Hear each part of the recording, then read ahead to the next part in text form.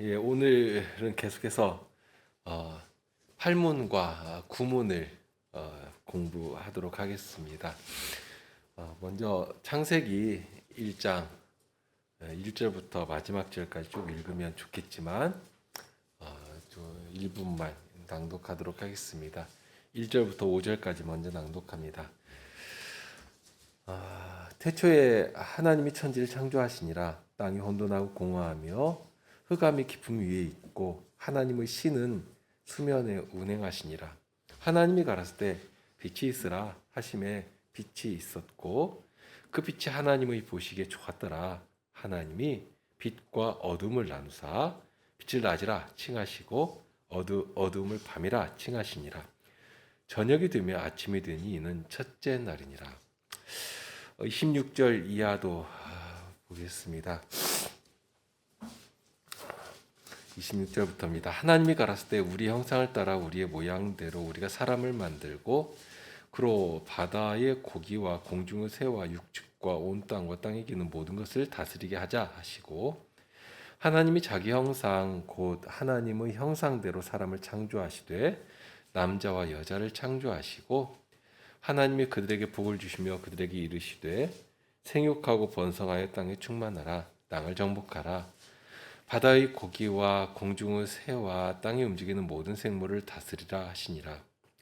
하나님이 가라사대 내가 온 지면의 씨 맺는 모든 채소와 씨 가진 열매 맺는 모든 나무를 너희에게 주노니 너희 식물이 되리라.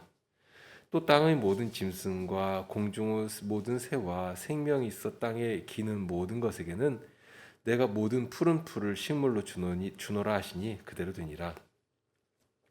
하나님이 그 지으신 모든 것을 보시니 보시기에 심히 좋았더라.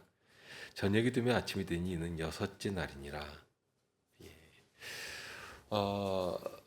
지난주에 배웠던 것부터 조금 복습하면서 가시죠. 7문에서는 하나님께서 어떤 복되고 선하신 목적을 위해서 창조를 하셨는가 하는 것을 가르치는데요.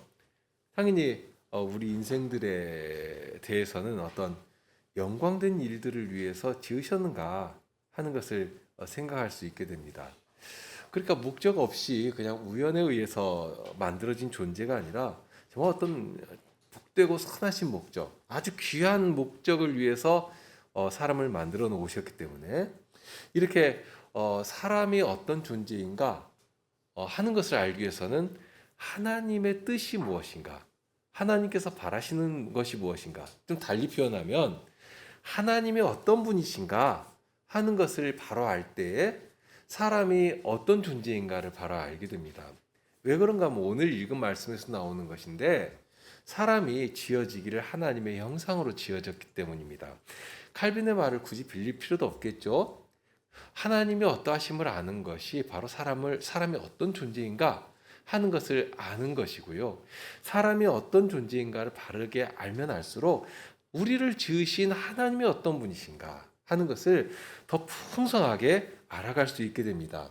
그래서 하나님께서 우리를 그냥 목적 없이 지으신 것이 아니라 목적을 두시고 지으실 때 하나님의 형상을 따라서 지으셨고 그 영광된 목적을 위해서 살아가도록 하셨다 하는 것을 알게 하십니다. 자, 달리 말하면 하나님께서 사람을 영화로운 목적을 위해서 지으셨고, 그리고 마침내는 이 피조물까지라도 하나님의 영광에 동참하도록 하신 것인데요. 그렇게 해서 하나님의 기쁨에 참여하도록 하신 것입니다. 하나님만 혼자 이렇게 마치 무슨 공연 이렇게 관람하듯이 저 관객석에 앉아서 그렇게 구경하심으로써 영광 받으시는 것이 아니라 직접 그 잔치에 참여해서 모든 피조물이 하나님의 영광 가운데 들어와 하나님의 어떠하심을 같이 누리며 찬송을 돌리는 가운데 하나님이 기뻐하시고 모든 피조물들도 그 기쁨과 영광에 참여하는 방식으로 그렇게 지으셨다 하는 것입니다. 그러니까 소일문답 1문에서 하나님을 어떻게 영화롭게 할 것인가, 하나님 영원토록 즐거워한다 하는 말이 조금은 더 구체적으로 다가오게 됩니다. 그러니 하나님에 대한 지식에서 이제 그 다음에는 하나님께서 지으신 피조 세계를 향해서 그 중에서도 하나님의 형상으로 지음받은 사람이 어떤 존재인가 하는 사람에 대한 지식으로 자연스럽게 이렇게 이어지게 됩니다. 과연 우리가 하나님의 영광에 이를 만한 존재인가 하는 것인데요. 그런데 현실을 보면 전혀 그렇게 되지를 못합니다. 로마서 3장 23절의 말씀처럼 모든 사람이 죄를 범하였으며 하나님의 영광에 이르지 못하였더니 하고 나오지 않습니까? 그러니까 그게 우리의 현실이라는 것입니다. 분명 처음에 지으실 때는 하나님의 영광을 위해서 지으셨는데, 그런데 우리가 우리 현실을 보면 전혀 그렇지를 못한 것입니다. 당연히 모든 사람이 죄를 범해서 그랬다. 죄를 범하니까 하나님의 영광은 고사하고 진노를 받아서 저주와 멸망 가운데 떨어지게 되었다 하는 것입니다. 처음에 사람을 지을 때는 그렇게 하나님의 선하고 복되신 목적을 위해서 아주 영광스러운 존재로 정말 빛이 반짝반짝하게 나는 하나님의 마치 면류관과 같은 그런 존재로 사람을 지으셨는데, 그런데 오히려 정말 저주스러운 저주 가운데 떨어질 수밖에 없는 그런 자들이 되어버린 것입니다. 자, 거기에서 하나님의 크신 사랑과 작정이 나옵니다. 그렇게 되어버리는데, 그런 우리를 아시면서도 하나님께서는 하나님의 작정을 통해 참으로 놀랍고 귀한 구원의 일을 이루어 가십니다. 그것이 무엇인지를 로마서 3장 23절, 24절에 이어서 말씀하시는데요. 그리스도 예수 안에 있는 구속으로 말미암아 하나님의 은혜로 값 없이 의롭다 하심을 얻은 자 되었느니라. 이 예수를 하나님이 그의 피로 인하여 믿음으로 말미암는 화목제물로 세우셨으니 이는 하나님께서 길이 참으시는 중에 전에 지은 죄를 간과하심으로 자기 의로우심을 나타내려 하심이니 곧 이때에 자기의 의로우심을 나타내사 자기도 의로우시며 또한 예수 믿는 자를 의롭다 하려 하심이니라. 그런즉 자랑할 데가 어디뇨? 있을 수 없느니라. 무슨 법으로냐? 행위로냐? 아니라 오직 믿음의 법으로니라. 이렇게 오직 믿음으로 의의 일을 길을 다 마련해 놓으신 것입니다. 이 모든 것이 하나님의 작정 안에 담겨 있습니다. 비록 사람이 하나님의 말씀을 떠나서 타락하고 범죄한 것이지만, 그러나 하나님께서는 오히려 그런 타락의 현실까지라도 반전시켜 버리시고 오히려 그 현실조차도 유익한 것으로, 유익한데 쓰임 받도록 만들어 버리시는 것입니다. 참으로 놀라운 지혜이고요, 은혜인데요. 자칫 사람들은 그런 말을 하기도 합니다. 하나님이 사람을 타락하도록, 그러니까 사람이 타락이 되도록 처음부터 그렇게 작정하신 것 아니냐 하는 그런 비난을 하기도 합니다. 그렇지만 사람이 어떤 존재로 지어졌는가, 또 복되고 의로운 자리에서 어떻게 해가지고 타락했는가 하는 것을 알면 그런 말을 감히 할 수가 없는 것입니다. 이제 그 부분은 소요리문답 12문 이하에서 나오니까요. 아무튼 간단히 보면 그렇습니다.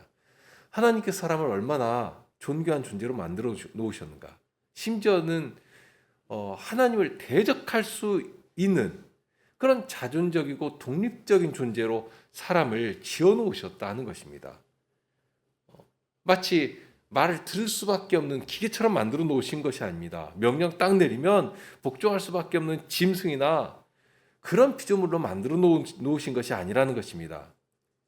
정말 독립된 존재로 스스로 생각하고 판단하고 그렇게 스스로 결정해가지고 움직일 수 있는 그런 자율적인 존재로, 정말 능동적이고 아름다운 피조물 아닙니까? 이제 그런 것이 하나님의 형상 가운데 담겨 있는 성격들이거든요. 그렇게 자유로운 존재로, 자유의지를 가지고 활동할 수 있는 존재로 지어 놓으신 것이고, 그러니 어느 정도인가 하면 나를 지으신 하나님까지도 대적할 수 있을 만한, 대적할 수 있는 그런 존재로도 지어 놓으신 것입니다. 그러니까 하나님의 지혜와 권능이 얼마나 크신가 우리는 다 헤아릴 수가 없습니다. 그러니 나쁜 짓은 자기가 다 해놓고 책임은 하나님이 져야 한다, 그런 말을 어떻게 할 수가 있습니까? 그런 말, 악한 말을 하면 안 되는 것입니다. 그러니까 하나님의 작정은 우리로 하여금 하나님과 영원토록 즐거워하면서 하나님께서 친히 영광 받으신 일을 이렇게 향하고 있다 하고 가르치는데요. 그런데 팔문에서는 그러한 하나님의 영원한 작정을 어떤 식으로 이루시는가 이렇게 작정하셨으니까 그 작정한 것을 이제 실행을 하셔야 하지 않습니까? 그 내용을 팔문이 가르칩니다. 함께 팔문을 읽으실까요? 팔문입니다. 하나님께서 그분의 작정을 어떻게 이루십니까? 하나님께서는 그분의 작정을 창조와 섭리의 일로서 이루십니다. 두 가지를 가르치죠. 하나는 창조이고 하나는 섭리입니다. 우선 작정하심을 창조로서, 그러니까 하나님께서 세우신 뜻이 있는데 그 뜻을 밖으로 표출하시는, 계시하시는 처음이 이제 창조입니다. 그렇게 처음부터 완벽하게 모든 것을 만들어 놓으시고서는 만들어 놓으신 그 모든 것들을 그 다음에는 섭리로서 일일이 간섭하시고 보존하시고 통치하여 가십니다. 그러니까 11문에서 이제 또 이 부분을 다룰 것이니까요. 그러니까 우선 이렇게 하나님께서 참 기가 막히게 만들어 놓으셨지 않습니까? 그렇게 만들어 놓으시고서는 자, 이게 내가 완벽하게 했으니까 알아서 움직여라 하고 그렇게 팔짱 끼고 보시는 것이 아니라 목적지를 향해 참 움직여 가도록 친히 보살피시고 보존하시고 붙들어 주시고, 그러면서 운전하면서 통치하시면서 그 모든 피조 세계가 하나님께서 처음 지으셨던 그 목적지를 향해 움직여 가도록 친히 간섭하신다. 이게 섭리입니다. 다만 여기에서 사람의 아주 독특한 지위와 사명이 나오는데요. 그런데 그 일을 하나님께서 누구에게 맡기시는가? 바로 하나님의 형상으로 지음받은 사람에게 그 일을 맡기시는 것입니다. 직분자로 세워주시는 것입니다. 그러니까 말씀으로만 딱 명령하고 끝내시는 것이 아니라 직분자로 세우시고 직분을 맡기셨으니까 그만한 권세도 부여하시고 또 그 일을 할 수 있을 만한 능력도 부여하시고, 그래서 그 일을 능히 할 수 있도록 하시는 것입니다. 그러니까 사람에게 맡기신 일이 있어서 사람이 마치 창조의 하나님께서 섭리로서 만물을 이렇게 보존하시고 다스리시는 것처럼 하나님께서 사람에게 맡겨주신 일을 아주 지혜롭게 보호하시고 지혜롭게 보호하며 다스리도록 해놓으신 것입니다. 마치 하나님의 손길이 사람의 손의 그 어떤 봉사를 통해서 마치 하나님께서 여기 계신 것처럼 그렇게 하게 하신 것입니다. 그러니까 이 모든 것이 하나님의 섭리하에서 이루어지도록 하신 것인데요. 그러니까 말씀드린 것처럼 섭리는 11문에 나오니까요. 그때 가서 자세히 배울 것이지만 우선 하나님께서는 작정하신 뜻이 있고 그 뜻을 그렇게 창조로 시작하시고 창조하신 피조물을 선한 목적지를 향해 갈 수 있도록 직접 이렇게 보존하시고 다스려 가신다 하는 사실을 알아야 합니다. 시편 19편 시인은 이렇게 하나님의 창조와 능력과 다스리심의 아름다움을 노래했는데요. 하늘이 하나님의 영광을 선포하고 궁창이 그 손으로 하신 일을 나타내는도다.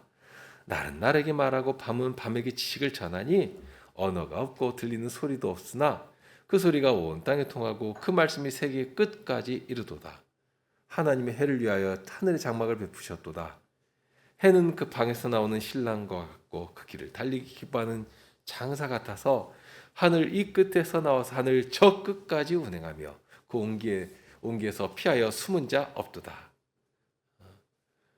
저 하늘의 모든 별들의 운행까지 하나님께서 친히 간섭하시고 움직여 가시고 통치하여 가시기 때문에 오늘 만물이 질서 가운데서 움직이며 하나님의 다스리심을 찬송하고 있는 것입니다. 이런 하나님이 바로 우리 하나님이십니다. 우리를 구원하시며 우리 아버지가 되신 우리 하나님이십니다. 그러니 얼마나 참 좋습니까? 힘이 나죠. 우선 작정에서 가르친 창조에 대해서 이제 구문에 가면 이렇게 또 가르치는데요. 자, 구문 우리 함께 읽으실까요? 구문입니다. 하나님께서 창조하신 일이 무엇입니까? 하나님께서 창조하신 일은 엿새 동안에 아무것도 없는 중에서 그분의 능력 있는 말씀으로 만물을 지으신 것인데 하나님의 보시기에 모든 것이 매우 좋았습니다.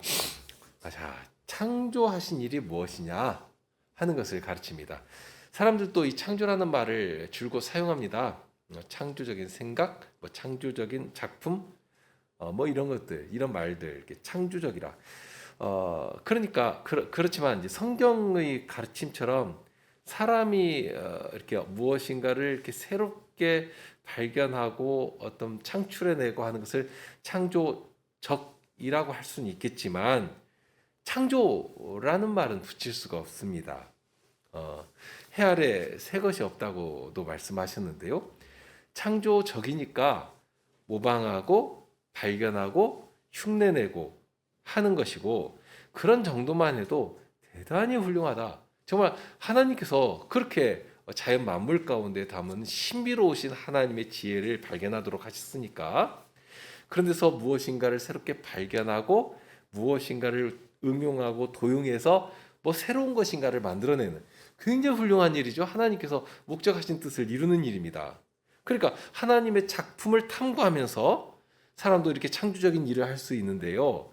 그만큼 사람을 뛰어난 존재로 지으신 것이죠. 다만 진정한 의미의 창조라고 할 때는 오직 하나님만 하실 수 있습니다.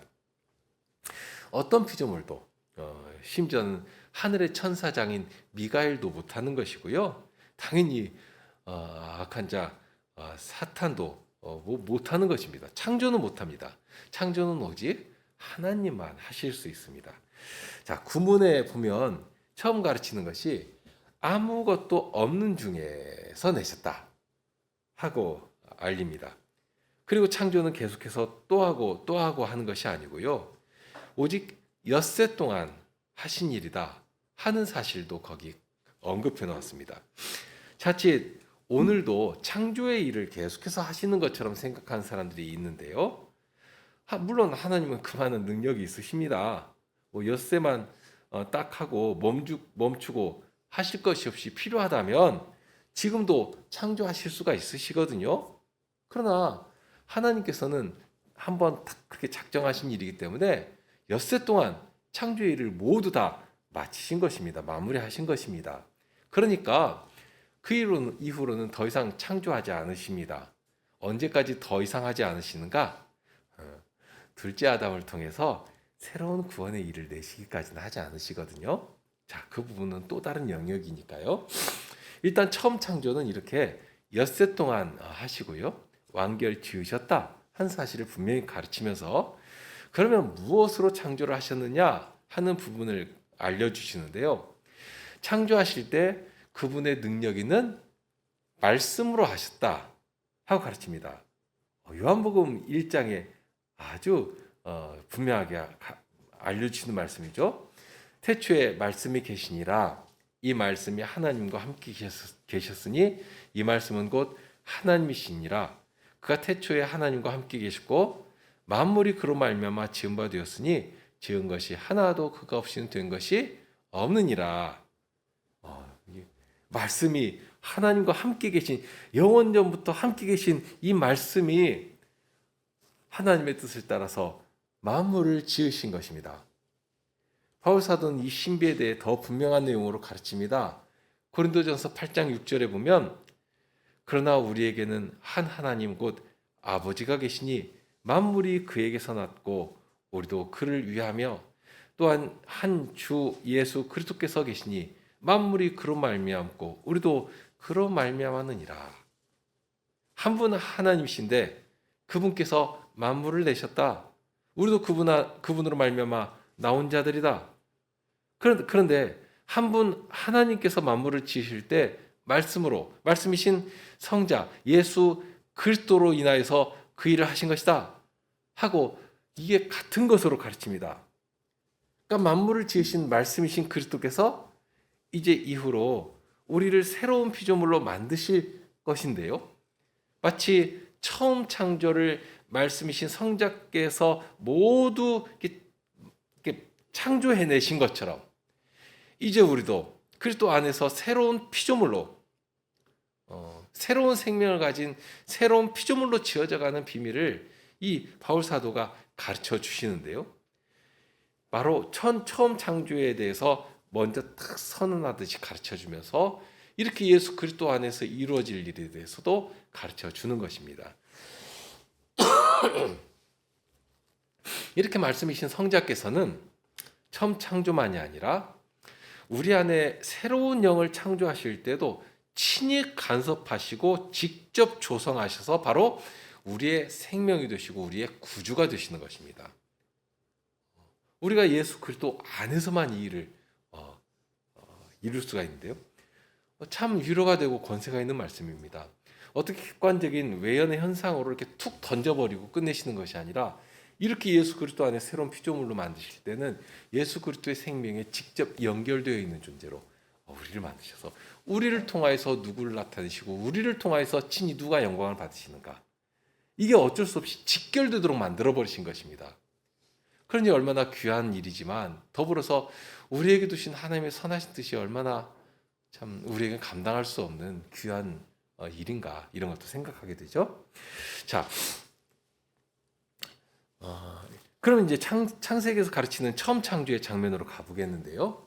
자, 1절 보면, 창세기 1절에 보면 태초에 하나님 천지를 창조하셨다 하고 선언적으로 말씀하죠. 그러니까 하나님을 이렇게 알리시는 처음이 무엇이냐면 천지를 창조하셨다 하고 선언하시는 말씀에서 시작하고 있습니다.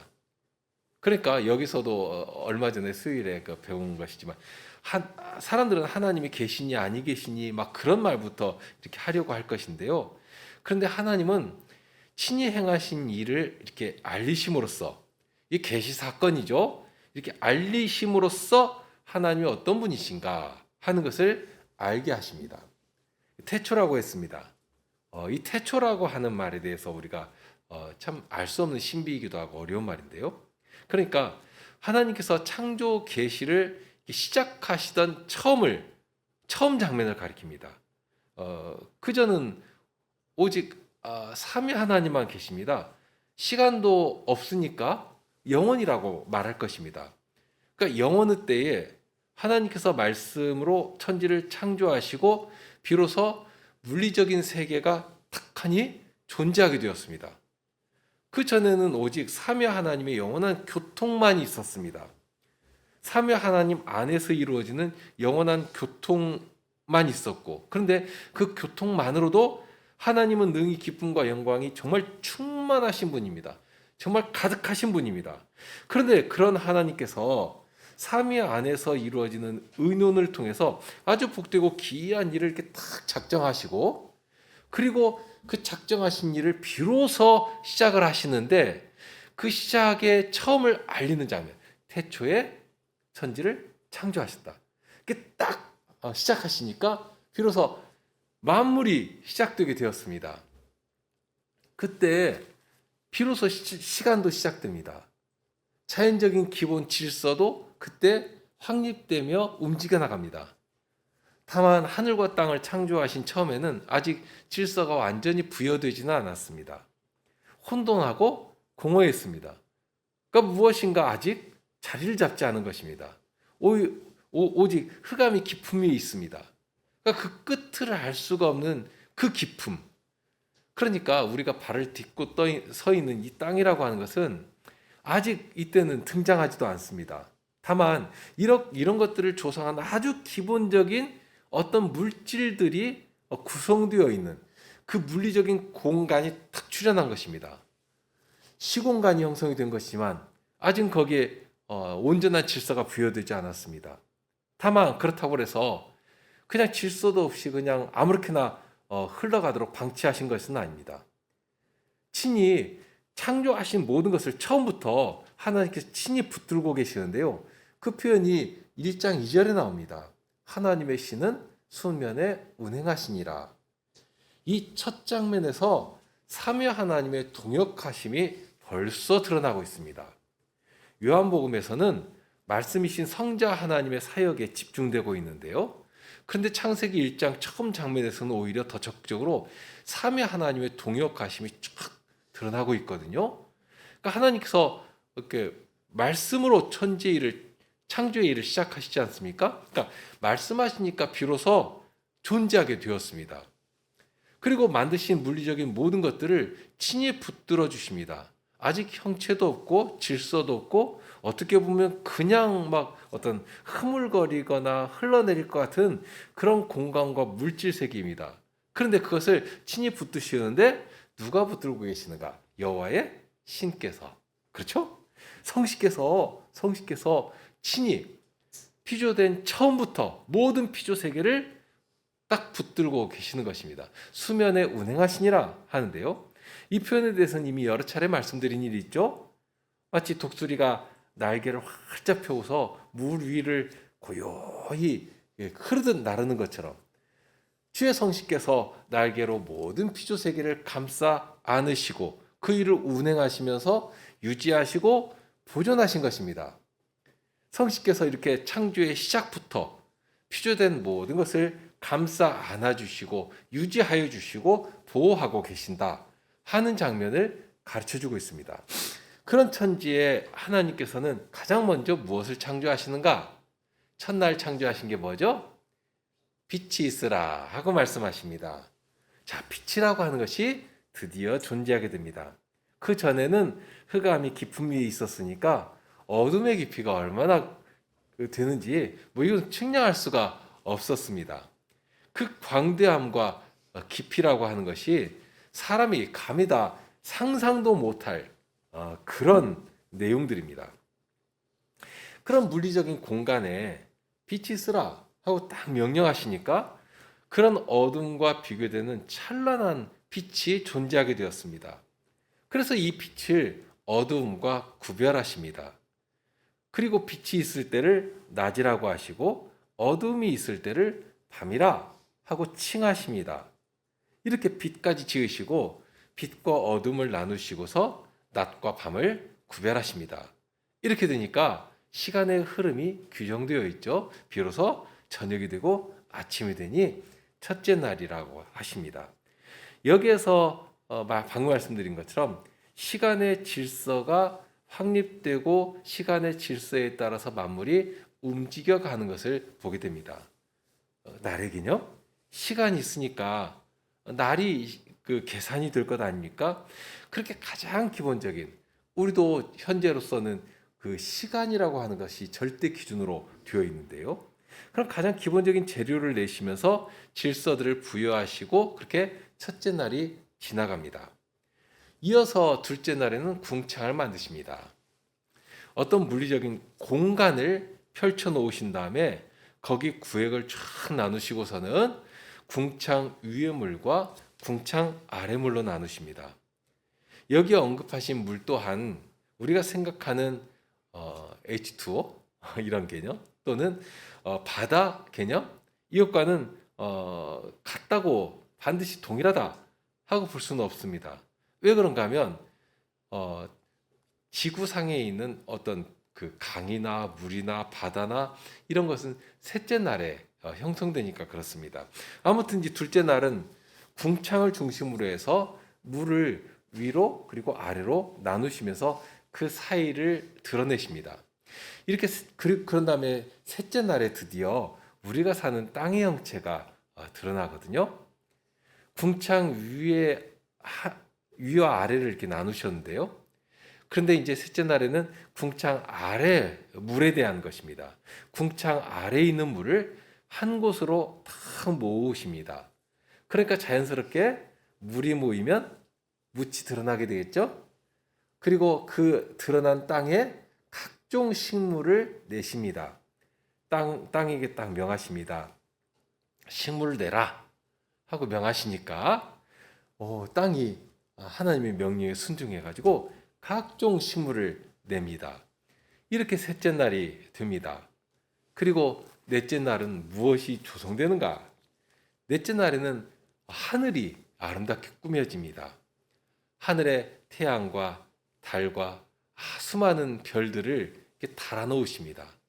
깜깜한 하늘로 그냥 있는 것이 아니라 거기에 참 아름다운 빛이 반짝거리는 그런 별들로 치장하시면서 궁창을 꾸미십니다. 이렇게 구체적인 형태를 띠면서 궁창 위의 세계가 조성이 됩니다. 그러니까 셋째 날에는 궁창 아래 공간을 우리가 사는 땅으로 조성하셨는데요. 이게 넷째 날에는 그 위의 공간에 질서를 부여하시면서 이제부터 낮과 밤이 태양과 별을 중심으로 움직이도록 하십니다. 그러니까 우주의 움직임에 어떤 질서를 부여하시고서는 그 질서에 따라서 착착 진행되도록 운행되도록 만드시는데, 이렇게 시간이 갈수록 훨씬 더 정교하게, 그리고 우리가 익숙한 그런 질서가 이렇게 드러나는 것을 보게 됩니다.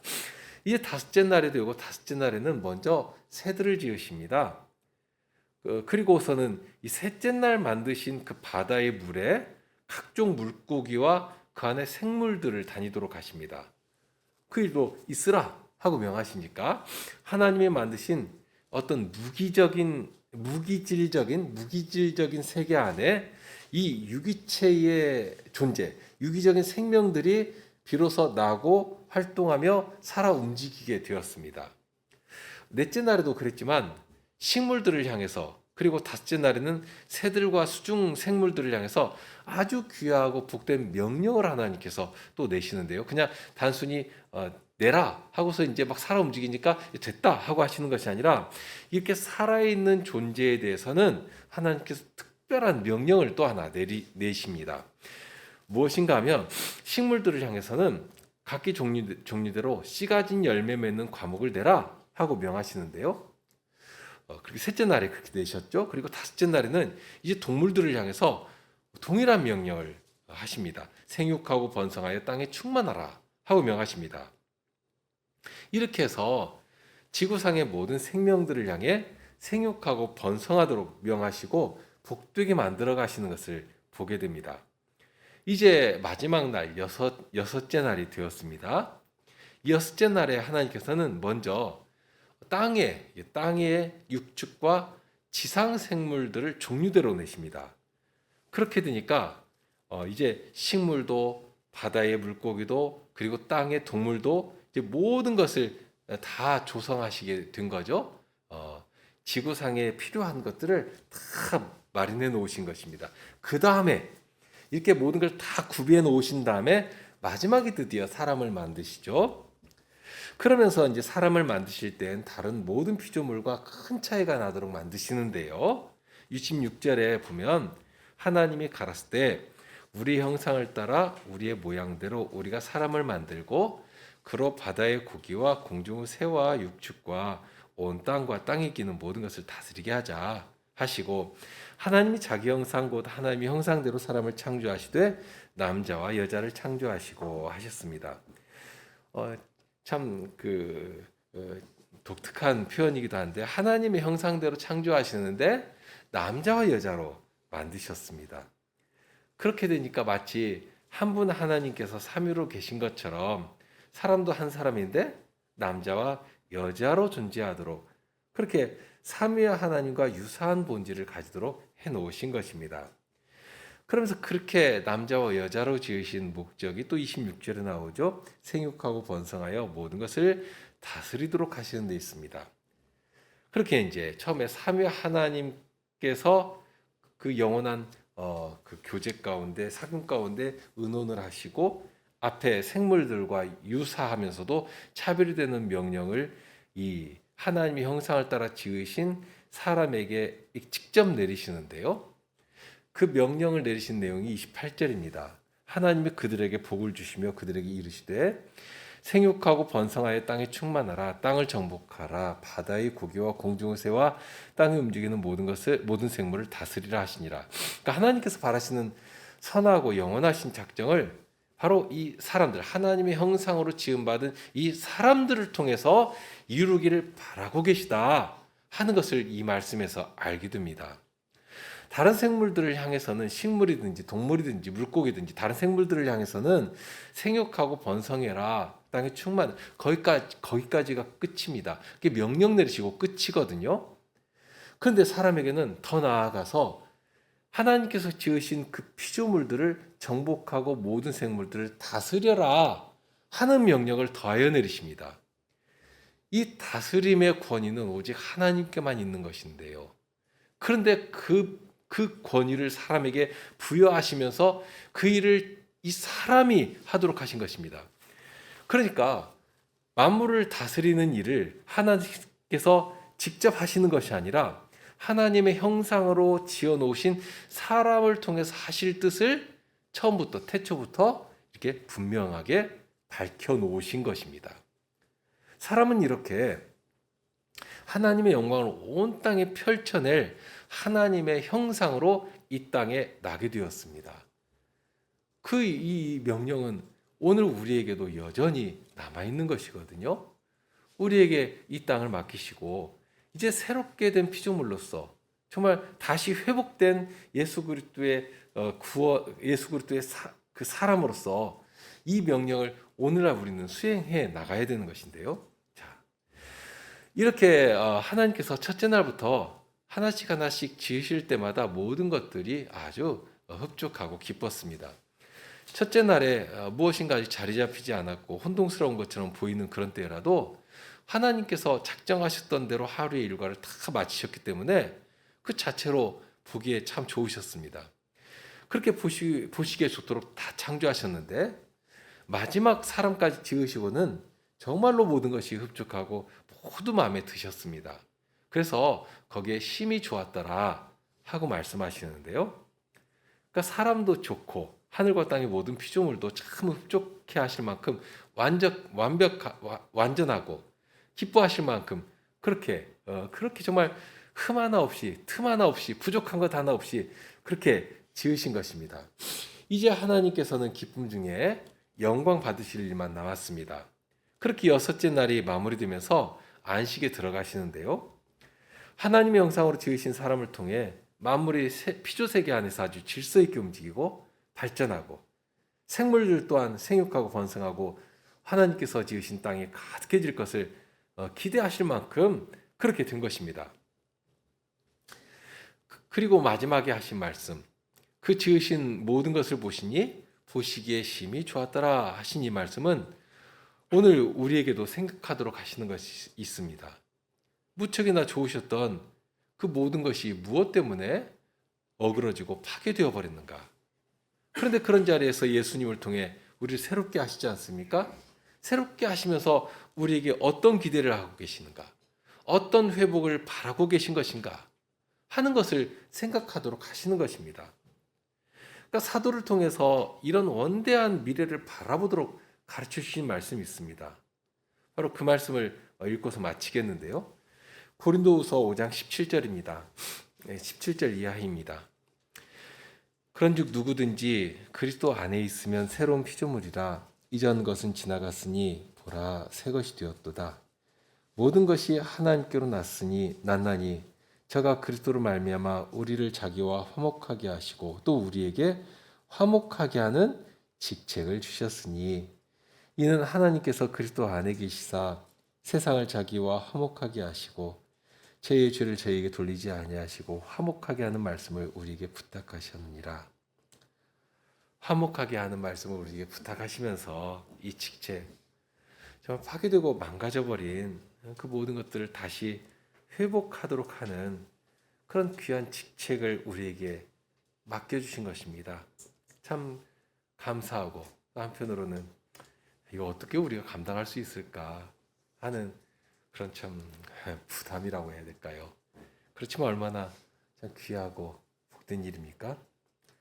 더구나 그 일을 할 때 우리 힘으로 못할 것을 아시기 때문에 친히 재창조형을 우리에게 부어주셔서 우리가 스스로가 아니라 사람의 열정과 사람의 능력으로가 아니라 주님께서 주시는 은혜 가운데 제 성신을 좇아서 그 일을 할 수 있도록 정말 창조의 하나님께서 우리와 함께 하시면서 우리의 구원이 되심을 나타내게 하시는 것입니다.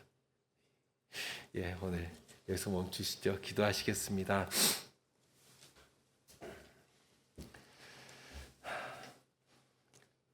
하나님의 사랑하심을 처음 창조의 일로 나타내시고 아마 얼마나 복되고 존귀한 자들로 지어 놓으신 것인지 그 영광된 지위에서 하나님의 선하신 뜻을 전하며 그렇게 하나님의 기쁨이 되도록 만드신 그런 자들이지만 또한 그런 복된 자리를 벗어나 어떻게 악한 자 마귀와 하나가 되어버린 것인지, 그렇게 영원한 저주와 멸망의 자리로 떨어진 그런 자들을 여일하신 사랑으로 부르시고 붙드시고 이제 예수님 안에서 다시 산 생명을 가지고 하나님을 향해, 하나님의 선하신 뜻을 향해 저희를 드리며 살아갈 수 있도록 해주셨습니다. 저희 안에 선한 심정을 일으켜 주시고 주님의 영광된 나라의 일들을 이 땅에서부터 전함에 이루도록 교회로 서게 하시고 말씀을 늘 전해주시며 성심의 능력 가운데 저희로 그 말씀을 따라 살아가도록 하십니다. 다만 이런 선하신 주님의 뜻과 진정 복되신 은혜의 일들을 알 때 더욱 사모하며 은혜의 그늘 아래 들어오며 더욱 힘을 다하여 주님을 사랑하며 그 사랑을 정말 주님께서 피로 값주고 사신 지체를 향해 드리며, 그렇게 주께서 창조하신 저희를 새롭게 하신 그 본의를 감당해야 하겠습니다. 그런 저희가 되게 하여 주옵소서. 그러니 말씀으로 늘 찾아주시고 무엇보다 주님 사랑하는 심정이 저희에게 있게 하시고 주님의 명령 앞에서 아니라는 일이 없이 정말 두려움을 가지고 주님의 말씀을 붙들고 살아가는 저희가 되게 하여 주옵소서. 일주일의 시간이 이제 저희 앞에 있습니다. 혹시라도 저희들이 악하고 감당치 못할 일들에서 저희를 보호하여 주시고 주님의 선한 소망에 관한 일들을 힘써 전할 수 있는 기회도 자꾸자꾸 허락하여 주시고 무엇보다도 늘 선하고 신실한 자들과 이렇게 교통을 나누며 주님의 평안을 전하며 평안 가운데 거할 수 있도록 항상 저희의 생활과 저희의 마음을 보호하여 주시옵소서. 우리 주님 예수 그리스도 이름으로 기도합나이다. 아멘.